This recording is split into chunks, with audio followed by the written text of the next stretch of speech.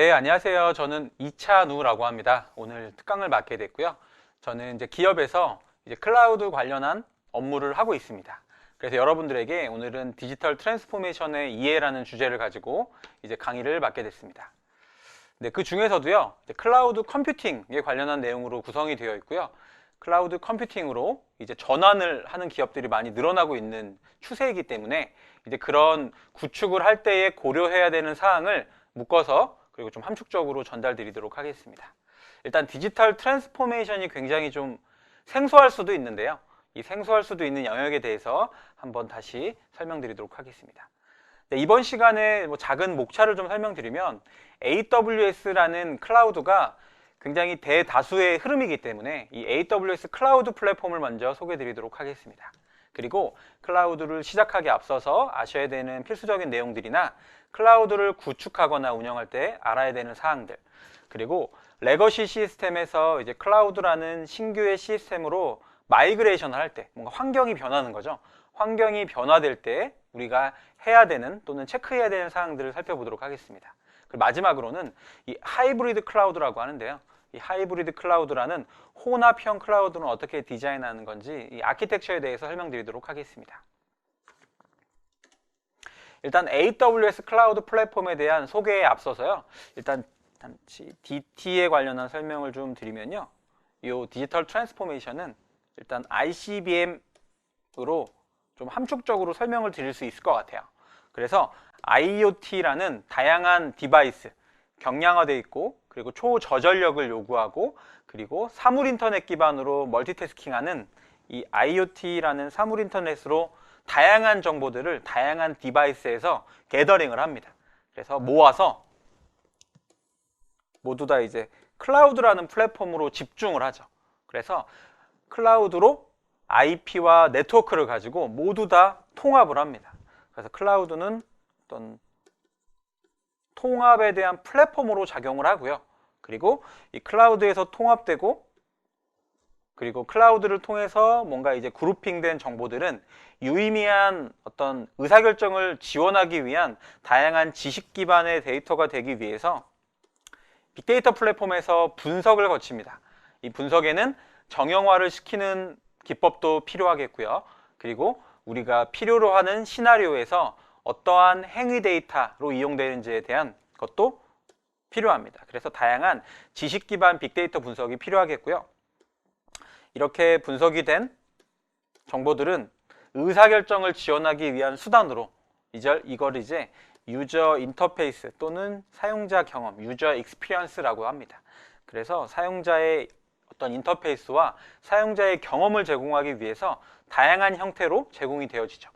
이렇게 일련의 ICBM 메커니즘을 우리는 디지털 트랜스포메이션, 디지털 전환이라고 부릅니다.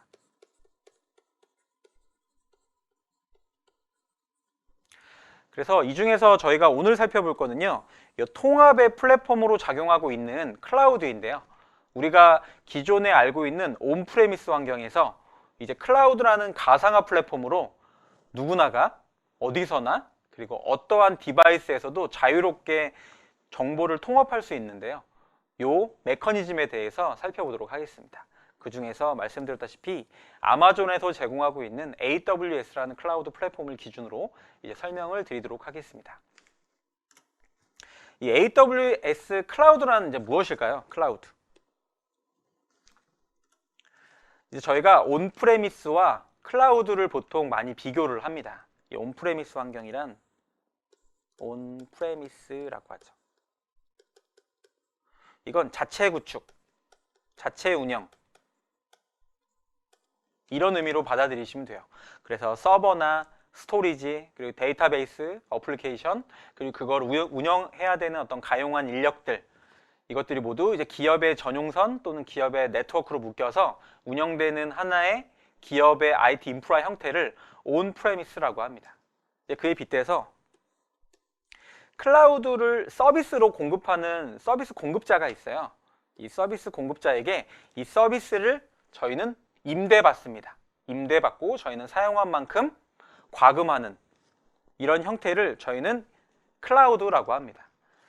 기반되는 기술로는 인터넷이 필요하겠고요. 그리고 마찬가지로 사용자도 이렇게 이제 제공되는 임대 서비스에 인터넷으로 접속을 합니다. 접근이나 서비스가 모두 인터넷으로 제공된다는 데 있어서 이 기업 네트워크랑은 좀 차별될 수가 있죠. 하지만 이제 서버나 스토리지 그리고 데이터베이스나 어플리케이션을 사용할 수 있다. 그리고 스스로 구축할 수가 있고 우리 입맛에 맞게 또는 기업의 환경이나 요구사항에 맞게 최적화할 수 있다는 점에서는 대동소이합니다. 어떻게 작동하는지를 한번 살펴보면요. AWS는 일단 네트워크로 연결된 하드웨어들을 소유하고 유지 관리하는 아레나를 가지고 있어요. 역할과 책임을 가지고 있어요. 그리고 고객은 이제 필요한 항목을 이제 프로비저닝해서 사용한다고 합니다. 프로비저닝. 프로비저닝이란 우리의 요구사항에 맞게 일단 요구사항을 정리하고 이에 맞춰서 배포하고 그리고 이거에 맞춰서 언제든지 쓸 수 있도록 스탠바이를 시켜놓는 거예요. 이걸 우리는 프로비저닝이라고 합니다. 어떻게 보면 모듈화 시켜놓고 언제든지 우리가 가져다 쓸 수 있게 만들어 놓는 거죠. 그래서 이렇게 각 서비스들은 이미 프로비저닝 되어 있는 상태로 스탠바이 되어 있고요.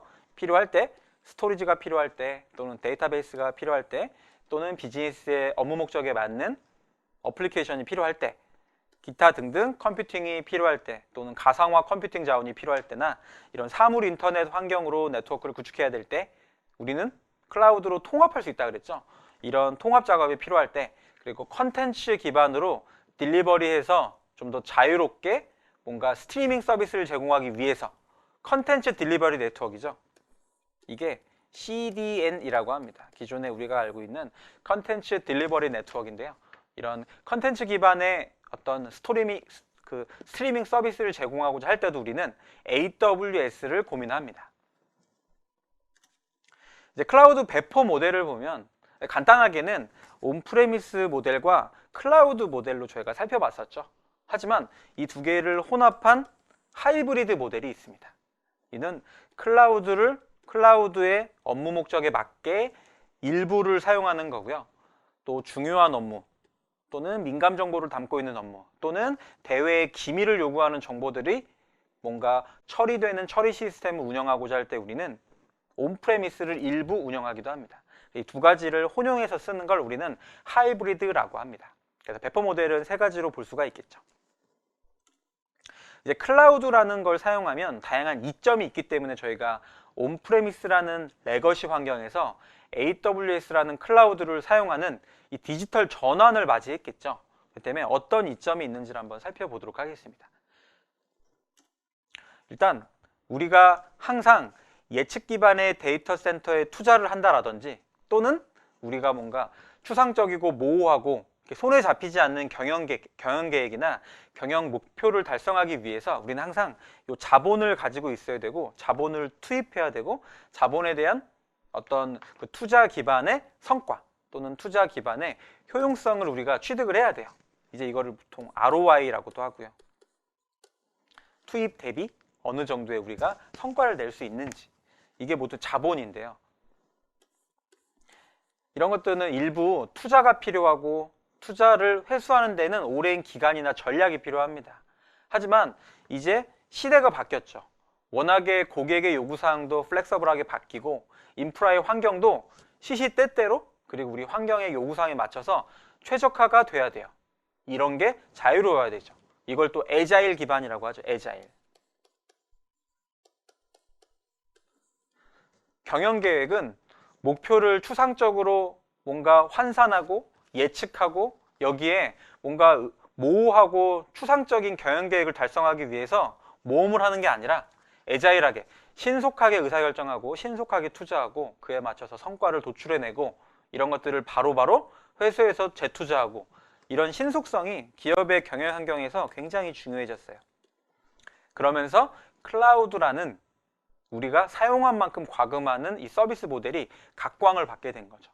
그래서 여기서 사용한 데이터 양에 대해서만 비용 지불하는 가변 비용으로 대체함에 따라서 이 클라우드는 이점이 있다고 볼 수 있습니다.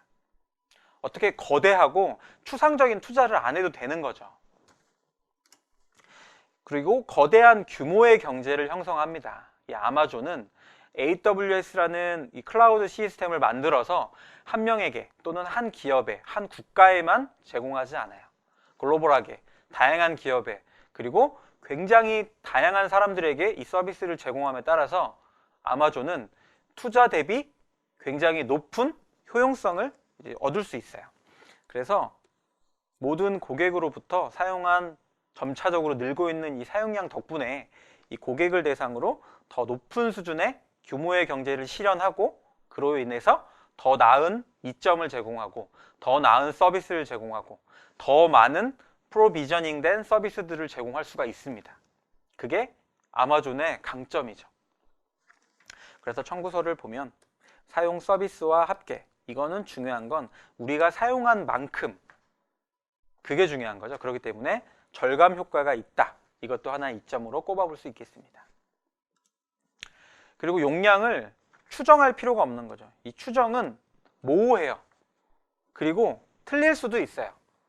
그렇기 때문에 항상 현실과의 갭이 발생합니다. 우리는 이런 갭을 예방하기 위해서, 또는 이 갭도 하나의 리스크이기 때문에 이 리스크를 테이킹하기 위해서, 리스크를 감소시키기 위해서 또 다른 돈을 투자하고, 아니면 투자해야 되는 돈을 잠재적으로 우리가 가지고 있어야 돼요. 가용한 자산으로. 이런 것들이 모두 부담인 거죠. 하지만 이런 부담을 줄일 수가 있는 거죠. 추정하지 않아도 되고, 갭에 대해서 예방하지 않아도 되고, 리스크 테이킹 전략을 세우지 않아도 돼요. 그게 클라우드의 강점이죠. 그다음에 과대 추정된 서버 용량 때문에 우리가 돈을 과하게 투자할 수도 있고요. 또는 과소 추정된 서버 용량 때문에 서버가 우리가 추정한 어떤 용량 사이즈보다 더 많이 사용해요. 그럼 어떻게 되겠어요? 장애가 생기거나 오류가 발생하거나 적치적소에 우리가 고객에게 서비스를 딜리버리 할 수가 없죠. 그래서 온디맨드라고 합니다. 요구사항에 맞춰서 우리가 그때그때 감소시키거나 증가시키거나 이런 것들을 플렉서블하게 할 수가 있는 거죠. 그리고 항상 모든 가용 자산은 클라우드가 스탠바이를 시켜놨어요. 이미 프로비저닝 시켜놔서 그거를 우리는 언제든지 쓸 수가 있다. 추정하지 않아도 애자일하게 쓸 수 있다는 얘기겠죠. 속도도 증가하겠죠. 뭔가 빠르게 대응할 수 있어요. 그러다 보니까 대응력도 향상되는 거죠. 그래서 필요한 리소스와 리소스 보유 시점에 뭐 주 단위 또는 월 단위, 분기 단위 이렇게 뭔가 인터벌이 컸다면 지금은 분 단위 또는 초 단위 바로바로 시작만 클릭하면 또는 인스톨만 클릭하면, 우리가 임대만 클릭하면 항상 클라우드의 테넌트는 대기하고 있는 거죠. 그래서 우리는 멀티로 이 테넌트를 임대해 쓸 수 있어요. 이걸 또 멀티 테넌트 방식이라고 합니다. 데이터 센터를 구축할 필요는 없어요. 우리가 IDC라는 곳에 입주할 수도 있고요. 또는 자체 구축해서 온프레미스로 작은 전산실을 구축해서 사용할 수도 있어요. 하지만 IDC와 전산실을 구축하거나 운영함에 따라서 우리가 물리적으로 투자해야 되는 부분들, 물리적인 자산에 대해서 일상적으로 관리해야 되는 부분들, 그리고 장애나 오류, 그리고 지진이나 재해와 같은 뭔가 이런 돌발적인 상황에 대응해야 되는 어떤 기술적인 숙련도, 이런 모든 것들이 부담이에요. 하지만 데이터 센터를 운영하지 않아도 되고 유지관리에 드는 비용을 투자하지 않아도 되는 게 클라우드의 또 하나의 강점이죠. 그렇기 때문에 숙련도를 가지고 있는 엔지니어분들에게 월급을 주거나 유틸리티를 구매하고 유지관리하고 조경하고 하드웨어에 대한 어떤 스펙, 사이징, 그리고 이에 대한 전원 설비 관리, 그리고 BCP, DRP, 어찌됐든 재해 재난이 발생하면 갑자기 장애가 발생할 수 있잖아요. 이 돌발 사항을 뭔가 예방하기 위한 다양한 방안들, 이런 것들 모두 고민하지 않아도 되는 거죠. 대신에 이제 비즈니스에 대한 고민, 좀 비즈니스를 어떻게 하면 조금 더 활발하게 또는 좀 더 유연하게, 또 고객 맞춤형으로 고객 만족 서비스를 이렇게 여기에 고민하는 대신에 조금 더 창의적이고 조금 더 생산성 있는 고민을 할 수가 있는 거죠. 이게 장점이죠. 그리고 배포가 굉장히 용이해졌고 배포나 회수, 그리고 이거에 대한 트래킹이 굉장히 단순해지고 쉬워졌다라는 게 또 하나의 강점입니다. 몇 분 만에 전 세계에, 또는 우리가 가지고 있는 가맹점, 대리점, 수탁사, 그리고 관련되어 있는 계열사, 관계사, 또는 우리 같은 스테이크홀더 같이 있는 이해관계자들, 이런 다양한 사람들에게 우리의 서비스를 또는 우리의 기술력을 또는 우리의 정보를 배포할 수가 있는 거죠. 언제든지 자유롭게. 그게 또 하나의 장점입니다. 그리고 보안도 하나의 강점으로 꼽히고 있어요.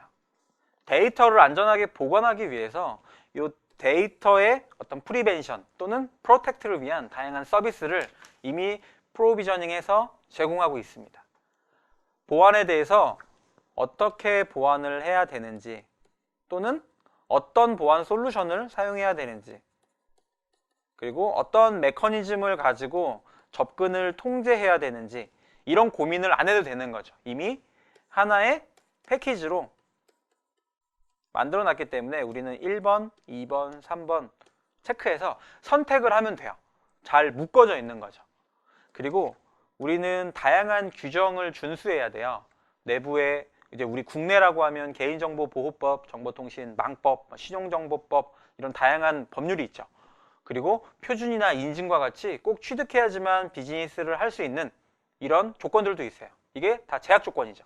그리고 국외의 비즈니스를 한다 그러면 뭐 뉴욕의 NYPRR법, 중국의 사이버 보안법, 그리고 뭐 어떤 뉴욕의 어떤 주립법 또는 이제 유럽 연합의 GDPR법 관련해 가지고 국외적으로도 레귤레이션이 굉장히 많아요. 하지만 이런 것들이 모두 준수하지 않았을 때는 글로벌한 사업에 또는 비즈니스에 영향을 미쳐요. 그렇기 때문에 우리는 잘 준수해야 돼요. 이거를 준수 요구사항이라고 하고 굉장히 많고 복잡합니다. 이거에 대해 충족할 수 있는 방안은 이미 AWS에서 해답을 제공하고 있어요.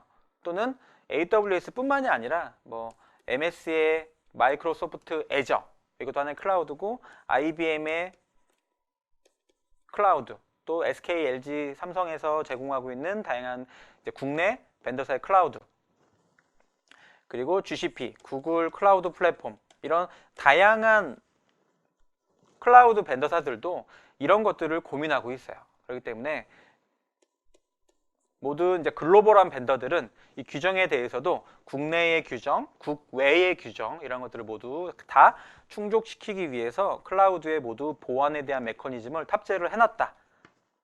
선택하기 쉽게 패키지로 해놨다라는 게 좀 쉬운 거죠. 그리고 이제 비용을 절감할 수 있는 부분이 있죠.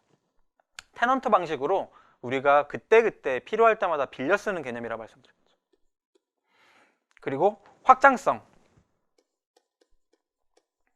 배포입니다. 배포가 쉽고, 그리고 이 클라우드라는 하나의 구름이죠. 가상화되어 있는 솔루션 조각들을 가지고 우리가 다양한 형태로 커스터마이징 해볼 수가 있어요. 레고 조각처럼 이렇게도 만들어보고 저렇게도 만들어보고 하이브리드 형태로도 엮어보고, 이걸 가지고 또 다른 서비스를 런칭해보고, 이 서비스에 또 다른 AWS의 프로비저닝된 서비스를 한번 도입해보고 빠르게 확장할 수 있고 호환이 가능하다는 장점이 있죠. AWS의 서비스 범주는 굉장히 넓습니다. 그렇기 때문에 분석도 할 수 있고요. 비즈니스 또는 최종 사용자의 컴퓨팅, 어떤 스트리밍 서비스를 제공하기 위한 어떤 컨텐츠 서비스, 그리고 통합하거나 게임을 제공하거나, 그리고 증강현실이나 가상현실을 위한 또는 게이밍을 위한 다양한 서비스들도 이미 마련이 되어 있고요. 그리고 비용 관리부터 블록체인이나 개발자 도구 또는 이제 관리와 거버넌스를 위한 부분, 그리고 로보틱스나 네트워크, 컨텐츠 전송을 위한 네트워크 기술들, 이런 것들이 하나하나 마련이 되어 있고, 이런 것들끼리 서로 호환이 가능하다라는 장점이 있는 거죠. 호환이 가능하다는 장점. 그렇기 때문에 AWS는 그냥 현실 세계를 그대로 가상 세계로 옮겨 놓은 것 뿐이에요. 그 개념이나 사용하는 장비, 기술, 그것들이 호환되어 가지고 확장을 지원하는 하나의 메커니즘은 현실 세계와 동일합니다. 그래서 AWS는 하나하나 관리가 필요해요. 중앙 집중 제어를 해야 되는 거죠. 거기에 필요한 이제 인터페이스들이 있습니다. 인터페이스들. 이 인터페이스를 설명하기에 앞서서요, 우리가 현실과, 이건 온프레미스죠. 온프레미스. 그리고 가상, 이건 클라우드죠. 그래서 현실과 가상은 제가 대동소이하다라고 말씀드렸어요. 그걸 한번 좀 용어 정리를 좀 하고 가보면요, 일단 현실에서는 우리는 네트워크라고 부르는 게 있어요. 네트워크. 이거를 우리는 클라우드에서는 이제 VPC라고 불러요. VPC. VPC. 그리고 현실에서는 우리가 서버라고 부르는 게 있어요. 서버. 이거를 가상에서는 EC2라고 불러요. EC2. 그리고 이제 우리 현실에서는 이제 스토리지라고 부르는 게 있죠. 저장소죠. 저장소. 이 저장소의 개념을 우리는 S3라고 불러요. 가상에서는. 그리고 또 보면요. 보안. 우리는 보안 장비, 보안 솔루션은 각 개별적으로 있죠. 이거를 여기서는 이제 시큐리티 그룹이라고 부릅니다.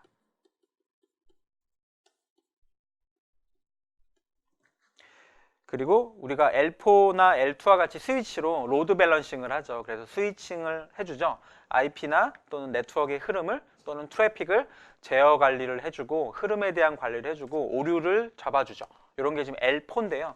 이건 네트워크에 대한 제어죠. 네트워크 제어. 이걸 우리는 ELB라고 불러요. 클라우드에서는. 그리고 마찬가지로 데이터베이스가 있죠. 우리는 DB죠. DB. DB는 RDS라고 부릅니다. RDS. 그렇게 해서 우리는 네트워크, 서버, 스토리지, 보안, L4, DB 현실 세계를 그대로 가상으로 올려놓은 것 뿐이에요. 보실 수가 있겠죠. 굉장히 유관하고 용어만 조금 다를 뿐이죠. 하지만 이 용어들로 인해서 클라우드를 제대로 이해하지 못하고 또는 클라우드는 어렵다라는 선입관을 가지고 또는 클라우드는 현실하고 다르다. 클라우드만의 메커니즘 또는 클라우드만의 구현 기술, 클라우드만의 운영 기법이 필요할 것이다. 라고 오해하기가 쉬워요. 하지만 그건 아니에요. 현실의 레거시를 운영하는 기법이나 구현하는 기법, 그리고 현실에서 어떤 서버 투 서버로 뭔가 환경을 이관하거나 또는 IDC to IDC, 데이터 센터를 이관하거나 사용하고 있는 어플리케이션을 이관하거나 하는 것도 마찬가지 맥락에서 가상현실에서도 동일하겠습니다. 이 AWS라는 클라우드와 제가 또는 기업의 담당자가 또는 클라이언트가 상호작용하는 방법에는 세 가지로 좀 나눠볼 수가 있어요. 그래서 AWS에 대한 매니지먼트 콘솔, 관리자 화면이라고 부르죠. 저희는 관리자 화면. 이 관리자 화면을 통해서 이 그래픽 인터페이스를 통해서 GUI 화면을 통해서 저희가 손쉽게 이용해 볼 수가 있고요. 또는 이제 CLI라고 하죠. 이제 커맨드 라인 인터페이스죠. 이 명령줄 인터페이스를 통해서 이제 개발 명령어 또는 단순한 어떤 스크립트를 이용해 가지고 서비스에 액세스하고 서비스의 명령을 이제 저희가 질의할 수가 있어요. 또는 소프트웨어 개발 키트라고 합니다.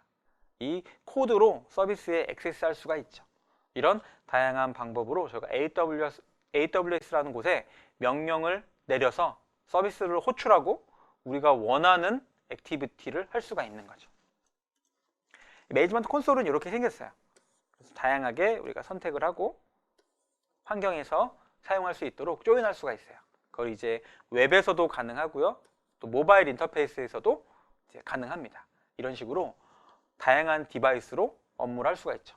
그러다 보니 AWS라는 클라우드가 들어오면서 사용자들이 모바일에서도 사용 가능하고 웹에서도 사용 가능하다 보니 어떻게 돼요? PC도 쓰고 모바일도 쓰고 이 모바일은 대표적으로 뭐예요? 프라이빗한 디바이스죠. PC는 회사에서 지급하는 장비이거나 개인 PC일 수 있어요. 하지만 모바일은 업무용 핸드폰인 경우보다 모든 개인이 거의 다 사용하고 있는 범용 장비예요. 그러다 보니까 퍼블릭한 PC와 프라이빗한 모바일이 같이 사용돼요. 어디에? AWS라는 곳에 접속할 수 있는 접속 장비로 이용되는 거죠. 이런 행태를 저희는 이제 BYOD라고 합니다. Bring Your Own Device입니다. 나 스스로의 내가 소유하고 있는 장비를 가져다가 업무 목적으로도 사용하고 스스로 회사에 자발적으로 반입하는 거죠. 그래서 AWS도 이용하고 AWS 기반의 SaaS, 서비스 애저 서비스 이런 SaaS 기반의 협업 도구 또는 생산성 툴도 이용할 수가 있는 거죠. 그래서 이런 것들도 BYOD 환경이 가속화되는 이유 중에 하나가 클라우드 기반의 업무 환경이 늘어나고 있다 또는 가속화되고 있는 추세다라고 보실 수가 있겠습니다. 또 CLI 환경이죠. 그래서 이렇게 검은 환경에 검은 바탕에 저희가 사용할 수 있죠. 이 윈도우 같은 곳에 보면은 이제 커맨드 라인 또는 파워쉘 또는 WMIC 이런 것들이 대표적인 도구죠. 그래서 AWS 서비스와 사고는 작용하기 위한 오픈소스고 보통은 내장형인 경우가 많죠. PC에 내장형 스크립트 또는 PC에 내장되어 있는 스크립트와 굉장히 유사한 CLI 환경을 AWS 환경에서 제공을 합니다. 그래서 리눅스에서도 사용할 수 있고요. 윈도우는 당연하고 요새는 이제 맥OS, 이제 OS X 기반이죠. 이 OS X 기반에서도 동작을 합니다. 그리고 SDK죠. 뭐 자바스크립트나 파이썬, PHP, 닷넷이나 루비, 그리고 고 언어나 C++, 자바, 또 IoT, 뭐 라즈베리나 아두이노와 같은 다양한 이제 소프트웨어 디벨로퍼 키트 이런 것들을 지원을 합니다. 그러다 보니 개발 환경으로서도 사용할 수가 있겠죠. 전통적으로는 개발은 서버와 직접 뭔가 정보 통신을 해야 되고, 그리고 뭔가 로컬 환경에서 뭔가 호환 가능한 CLI로 또는 개발 도구, 개발 툴로 개발을 했어야 되는데, 앞으로는 이 클라우드에서도 이렇게 소프트웨어 개발에 필요한 도구, 환경, 그리고 테스트에 대한 환경, 버전 관리, 형상 관리, 테스트 데이터 이런 것들을 모두 제공하기 때문에 이런 것들이 클라우드에서도 가능하게 된 거죠. 가상의 환경에서도 개발할 수가 있는 거죠. 가상의 환경에서도. 그러면 저희가 클라우드를 시작할 때 필요한 정보들을 좀 살펴보도록 하겠습니다. 이 AWS 서비스로 저희가 클라우드 서비스를 좀 가름해서 이제 보고 있죠. AWS라는 것들을 보면요. 이 그림은 대표적으로 이제 도커라는 가상화 화면이에요. 도커. 가상화 기반의 오픈소스인데요. 그래서 가상화 환경을 만들고 이 가상화 환경에서 하나하나의 컨테이너라는 개념을 도입합니다. 작은 컨테이너를 만들어서요. 이걸 이제 클러스터링이라고 해서 우리의 필요에 맞게 우리가 필요한 단위로 하나하나의 블럭을 만듭니다. 블럭을 만들어서 우리가 스스로 프로비저닝 하는 거예요. 용도에 맞춰서 미리 만들어 놓고 처리해 놓고 가용한 용량이나 사이징을 해 놓고 요거를 언제든지 배포할 수 있게 만들어 놓는 거예요. 요게 도커 기반이고요. 요 도커를 중앙 집중 통제 또는 이제 관리하기 위해 만든 게 이제 쿠버네티스라고 합니다. AWS에서는 이런 컨테이너 개념의 도커와 쿠버네티스 환경도 지원을 하고 있어요. 이제 클라우드의 여정을 좀 보면은요, 예전에 이제 프로젝트 하나하나의 개별 프로젝트 또는 기업의 중요한 프로젝트를 위해서 프로젝트 단위로 썼었어요. 프로젝트 단위로. 이 프로젝트는 이제 다양한 프로젝트들, 굉장히 많은 프로젝트들이 모여서 기업의 비전을 뭔가 수립하고 또는 기업의 경영 목표를 달성하고 생산성을 극대화하고 이런 목적이었는데요. 여기에 클라우드가 그냥 부가적인 인프라로 쓰였었어요. 마치 툴처럼. 그러다가 IoT가 활성화되고 IoT가 각 주요 시설에 또 각 기반 시설에 그리고 또 중요한 사회 전반에 확대됨에 따라서 그 모든 정보들이 어딘가에는 모여야 될 필요가 있어졌죠. 그러다 보니 클라우드가 많이 이용됐죠. 그리고 포털이나 SNS나 인터넷의 넷플릭스, 유튜브, 다양한 영상 정보, 음성 정보, 텍스트 이런 정형 데이터와 비정형 데이터들이 굉장히 많이 생기고 있어요. 어디서? 인터넷이라는 환경에서요. 인터넷이 정보의 홍수처럼 범람하고 있죠. 그래서 이것들을 모두 담는 그릇으로 클라우드가 쓰였어요. 그래서 구글은 구글 봇이 모두 이제 게더링하거나 스크래핑하거나 크롤링하는 모든 정보들을 구글의 GCP 기반의 클라우드로 옮기고요.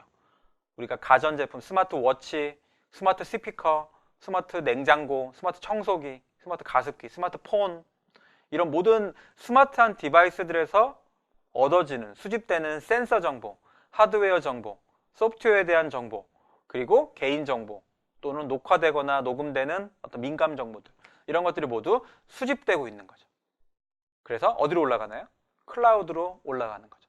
그래서 클라우드에서 빅데이터 기반의 분석을 하고요. 여기서 유의미한 지식 기반 데이터들을 만들고 모바일의 유저 인터페이스로 제공한다라고 말씀드렸죠. 그래서 하나의 큰 그릇이 바로 이 클라우드입니다.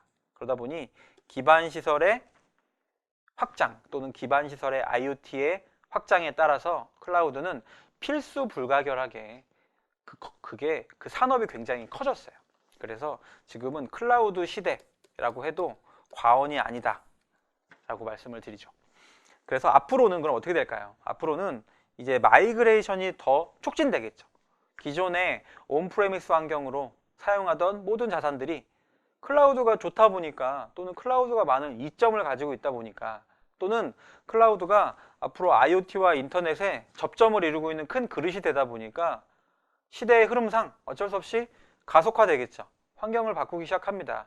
그래서 처음에는 금융위 또는 핀테크에서, 또는 IoT를 서비스하는 다양한 이제 신규 서비스 업체들, 스타트업들이죠. 이런 데서 발빠르게 움직이다가 지금에서는 공공에서도, 또는 신산업에서도, 또는 스마트 그리드, 또는 스마트 빌딩, 선박, 화물, 물류, 항공, 운수, 철강, 굉장히 많은 이제 기반 시설들이 클라우드 도입을 서두르고 있어요.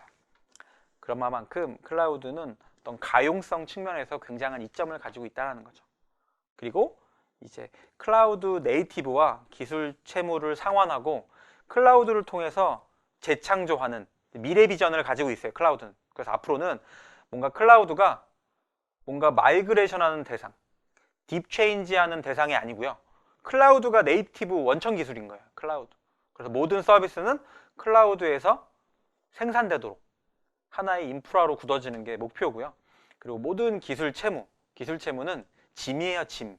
우리가 원천 기술을 가지고 있지 못해요. 우리가 만든 게 아니에요. 우리는 항상 오픈 소스를 갖다 쓰고 라이센스 비를 뭔가 주면서 고급 기술을 가져다 쓰고 이래야 되는 항상 기술 채무가 있어요.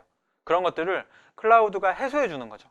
클라우드가 미리 마련해 두면 우리는 기술에 대한 채무 없이, 마음의 짐 없이 자유롭게 가져다가 쓰는 거죠. 그리고 그 기술 채무 없이 우리는 사용한 만큼만 과금하면 되는 이런 뭔가 지금 공평한 시대가 될 거다라고 보는 거고요. 나아가서는 그 뭔가 우리가 제공한 프로비저닝 된 서비스를 가지고 새로운 재창조가 일어날 것이다. 이게 또 하나의 기술 파괴죠. 이렇게 클라우드는 비전을 가지고 있어요. 그러면 우리가 인프라 구축에 대해서 한번 살펴볼 텐데요.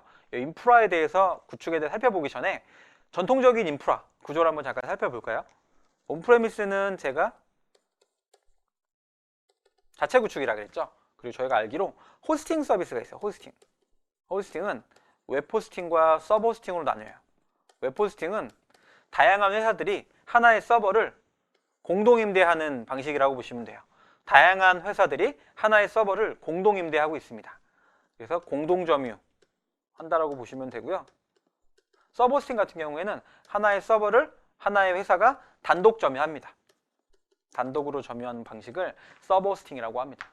이거는 호스팅의 서버 자체를 빌려주고 이 호스팅을 관리하는 회사가 있어요.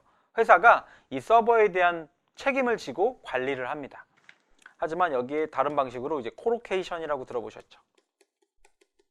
코로케이션은 서버를 빌려주는 게 아니라 서버를 뭔가 보관해 놓고 서버를 운영할 수 있는 공간을 대여합니다. 공간.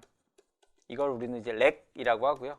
렉과 전원에 필요한 설비, 이 설비에 필요한 운영 인력, 리소스 이런 걸 이제 가용한 것들을 빌려준 이런 공간에 대한 임대를 코로케이션이라고 합니다. 호스팅하고는 조금 다르겠죠. 그리고 여기에 이제 IDC라고 해서 인터넷 데이터 센터입니다. 인터넷 데이터 센터에 입주하는 방식이 있죠. 하나의 코로케이션과 유사하죠.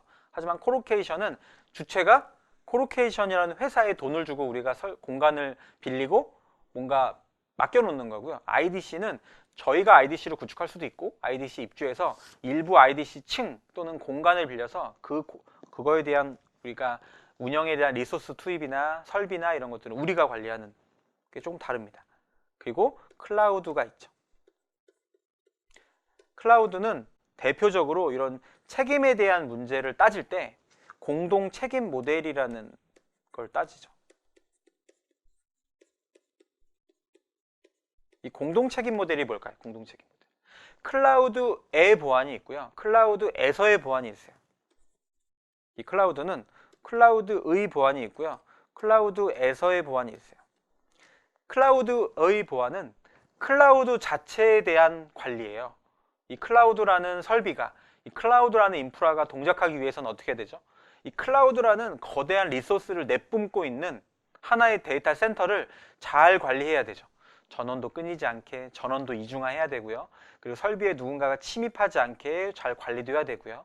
그리고 이것들이 장애나 오류가 없는지 기술적인 숙련도를 가지고 있는 엔지니어들이 24시간 365일 뭔가 돌봐줘야 돼요. 이런 게 클라우드의 보안이에요. 클라우드의 보안은 클라우드의 보안이나 클라우드의 관리는 모두 아마존이 관리를 하는 거죠. 아마존이라는 벤더사가 관리를 하는 거고요. 하지만 클라우드 내부, 우리가 클라우드를 빌렸어요. 그럼 클라우드를 가지고 우리가 오피스 365를 쓴다든지, 또는 클라우드를 가지고 메신저를 쓴다든지, 클라우드를 가지고 이메일 서비스를 제공한다든지, 홈페이지를 제공한다. 이 홈페이지나 메신저, 클라우드 내부에서의 드라이브, 또는 클라우드를 가지고 서비스하는 이 서비스에 대한 관리, 이 내부의 소프트웨어 관리나 어플리케이션에 대한 관리는 사용자가 하는 겁니다. 가입되어 있는 기업이 해야 되는 거예요. 이것들을 가지고 같이 협업해 가지고 너의 책임, 나의 책임, 각각의 아레나를 규정한 게 공동 책임 모델이라고 합니다. 이런 개념을 가지고 저희는 이제 인프라에 대해 접근해 보도록 하겠습니다. 그래서 아마존의 EC2라고 말씀드렸었죠. EC2는 제가 말씀드리기로 현실 세계의 서버라고 그랬어요. 서버. 그래서 어플리케이션 서버가 있을 수도 있고요. 웹 서버, 그리고 데이터베이스 서버, 또는 목적에 맞게 게임 서버, 또는 메일 서버, 미디어 서버, 또는 카탈로그 서버, 또는 파일 서버, 또 컴퓨팅 서버, 프락시 서버, 다양한 목적으로 만들 수 있어요. 이외에도 서버는 무수히 많죠. 하지만 이 서버를 클라우드라는 가상에서는 EC2 인스턴스라고 해서 하나하나 만들어 두는 거죠. 이게 조금 다르죠. EC2의 이점은 뭘까요? 현실 세계에선 서버를 사용하는데 EC2를 사용하는 목적. 보면 탄력적으로 용량에 대해서 추정하지 않아도 용량을 우리가 늘렸다가 줄였다가 할 수가 있는 거죠. 이걸 이제 탄력성이라고 합니다. 탄력성. 그리고 제어죠. 제어가 이제 GUI 기반으로 쉬워졌어요. 물론 이게 현실 세계였다면 서버실에 들어가서 서버에 뭔가 매니저 콘솔에 접속하기 위해서 시리얼 포트를 꽂고 거기 앞에 앉아서 노트북을 가지고 또는 모니터나 키보드를 연결해 가지고 CLI 환경으로 뭔가 명령어를 치고 명령어에 대한 결과값을 확인하고 프로세스를 내렸다가 올렸다가 또는 서버를 내렸다가 올렸다가 그리고 이거에 대한 결과값을 또 확인하고 테스트하고 이런 제어에 대한 부분들이 좀 번거로운 부분이 없지 않아 있었어요. 그리고 버전에 맞춰서 개발 언어에 맞춰서 또는 그리고 또 전용 어플라이언스 장비라 그러면 전용 솔루션에 맞춰서 또 관리 기법이라든지 운영 기법이 다 개별적이었어요. 이런 것들이 이 GUI로 통합된 거죠. 스타트, 스톱, 인스톨, 재시작, 전환, 회귀, 롤백 이런 것들이 좀 자유로워지고 직관적이게 된 게 EC2의 장점이라고 볼 수가 있죠. 또 유연성입니다. 굉장히 다양한 인스턴스 타입을 정의하고 이걸 용도 변경을 하거나 또는 우리가 서버는 이제 EOS가 되거나 EOL 될 수가 있죠. 용도 변경이나 폐기, 이제 제각 이런 다양한 이슈들이 계속 생겨요. 그리고 사이징에 대한 문제도 계속 생기죠. 그렇기 때문에 엔드 오브 서비스, 엔드 오브 라이프 사이클이에요. 서버가 지원이 안 되거나 아니면 서버가 단종되거나 하는 이슈들 또는 이게 파일 서버로 이용했는데 이걸 이제 앞으로 메일 서버로 이용을 해야 돼요. 그러면 다시 재구축하기 위한 작업들 또는 이거에 대한 어떤 성능 작업들 어떤 메모리를 다시 재산정하기 위한 작업들 용도 변경하기 위해서 뭔가 또 다른 버전으로 라이센스를 구매하고 OS를 재설치하고 이런 이제 번거로움들이 있었죠. 하지만 이런 것들이 인스턴스 타입을 정의하거나 인스턴스에 대한 자원을 할당하거나 그게 다 이제 프로비저닝에 들어가는 거죠. 프로비저닝 기법들이 조금 단순해졌어요. 인스턴스 정의하기가 매우 쉬워진 거죠. 이런 것도 서버 관리 차원에서는 하나의 이점으로 작용을 합니다. 그리고 통합이죠. 보면은 이제 이거는 하나의 사례인데요. 아마존의 뭐 이제 L4 또는 뭐 이제 ELB라고 해서 로드 밸런싱 하는 네트워크의 뭔가 이제 제어, 그리고 보안에 대한 제어, 오토 스케일링이라고 해서 지속적으로 그 가용성을 가지고 바로바로 우리한테 필요한 만큼 자원을 늘렸다 줄였다 해주는 자동화 서비스예요. 그리고 루트 볼륨이나 데이터 볼륨과 같은 하나하나의 공간들, 그리고 스냅샷, 우리가 뭔가 돌아가기 위해서 또는 우리가 언제든지 필요하다 그러면 롤백에 필요한 어떤 데이터 이미지들, S3 스토리지 버킷들, 이걸 위한 배포 서비스들, 이런 다양한 서비스들이 호환되고 있고 확장되고 있죠. 여기에 더 플러스로 더, 플러스로 더, 플러스로 더 언제든지 붙였다 뺐다 더 늘렸다가 사이징을 늘렸다가 줄였다가 할 수 있는 거죠. 이게 통합입니다. 통합. 그래서 통합해서 우리는 가시성을 확보한다라고 하죠. 눈으로 보고 우리 정보가 어디서 어디로, 어떤 형태로, 얼마만큼 누구에게 가는지 좀 볼 수가 있는 거죠. 거기에 따라서 플러스 해야 되는 요소들, 마이너스 해야 되는 요소들 또는 없애야 되는 요소들을 우리가 식별할 수 있고 빠르게 대응할 수 있습니다. 이게 다 가시성이 확보된다라고 합니다. 그리고 안정성이죠. 무엇보다. 이제 클라우드도 마찬가지예요. 클라우드도 하나의 데이터 센터에서 다양한 물리 서버들이 뿜어내는 가용성을 모아놓은 거예요. 그리고 IDC는 하나하나의 서버들이 뿜어내는 가용성을 가지고 업무에 바로 활용한 거죠.